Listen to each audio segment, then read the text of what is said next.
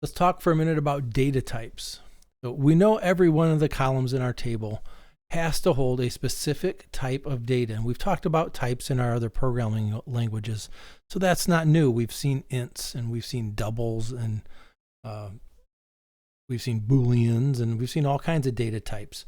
Well, T-SQL, Microsoft's version of SQL, has 7 categories, and each category has multiple data types within it. So there's a PDF attachment I'm going to show you in a second that breaks these all down, and you can get this from Microsoft TechNet. TechNet's Microsoft's official resource for every product that they make. So they have a document, and this one's for SQL Server 2012, but we're not going to be all the data types we're worried about right now. Even though that's 8 years old, it'll be fine. So the 7 categories are exact numeric data types, approximate numeric data types, date and time data types, character strings, Unicode character strings, okay, binary strings, and then there's a broad category of other data types, kind of like when we do subtypes in database. We talked about subtypes in our ERDs, right? And we always stick the other in there to catch anything that might not fit in these other ones, right? It may not be a good fit for any of these, so we throw it in the other category. Let's go over here and take a look at our document, SQL Server data types. And we can scroll down here, and you can see that for every single one of these, if I click on it, it actually will take you back out to Microsoft site. So you'll get the latest and most current data, and tell you all kinds of things that you want to know about that specific data type. Let's just go down, and it's still taking me to the web. So I'm going to scroll down because I just want to use the cached version of the document. So data type categories. Here's those 7 data type categories that I told you about. Okay. And then right underneath it in this document, it breaks down what exactly are the data types that fall into the category of exact numerics. Okay. So we have an int is an exact numeric data type. We're familiar with ints. We've used them many times, right?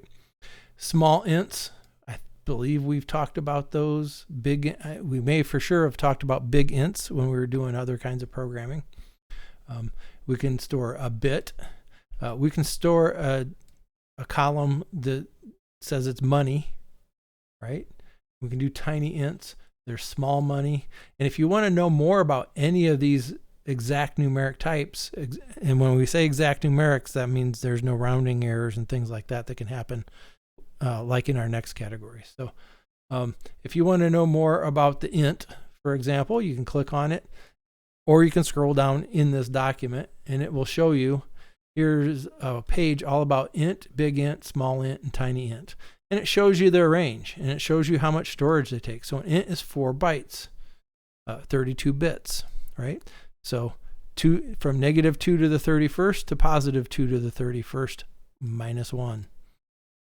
So that the biggest number you can store in an int is 2,147,000,000.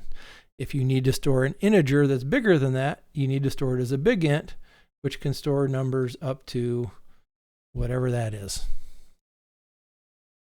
It's more than 1 trillion.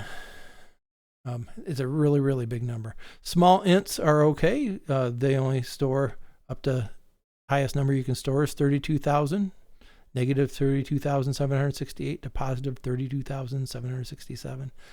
So you can probably learn more about the data type than you ever wanted to know if you're not sure.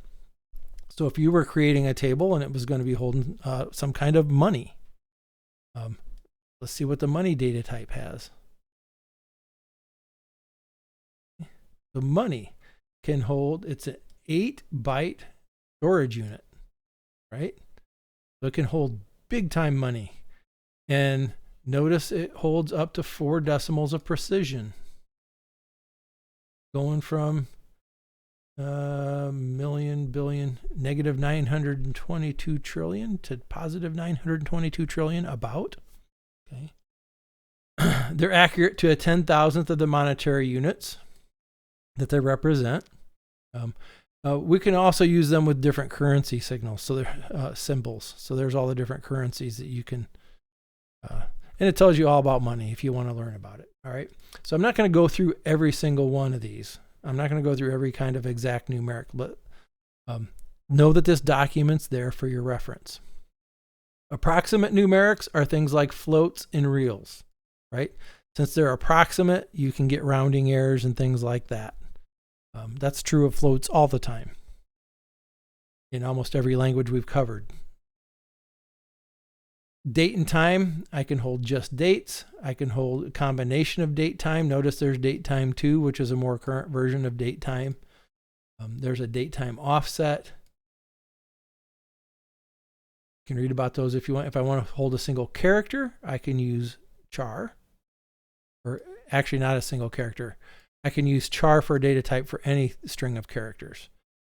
Varchar, which I think we have talked about already, which is actually a little bit older because most of the time you don't see character strings as much because we tend to use Unicode character strings. Okay?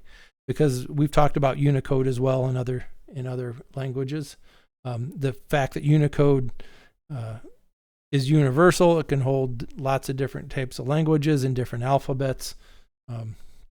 Unicode is a little more versatile. So now, instead of seeing varchars, you tend to see nvarchar a lot. Okay. So there's also binary strings. What was the other data types? We can hold tables. So there's actually a data type that can hold an entire table. There's a timestamp data type, which can come in pretty handy if you're making entries in a table that you're keeping track of when a transaction happened, for example. You can do that timestamp. So this document, it's rather long, but it goes through and explains every data type that you can have. So sometimes selecting the right data type is really important. Sometimes they're just obvious. Most of the things we're going to do, they're going to be obvious. You're going to hold an int, or you're going to hold some money, or you're going to, they're not going to be any, or a date. They're not going to be anything in the world that's out there. But know this document exists, and you can check it if you need to.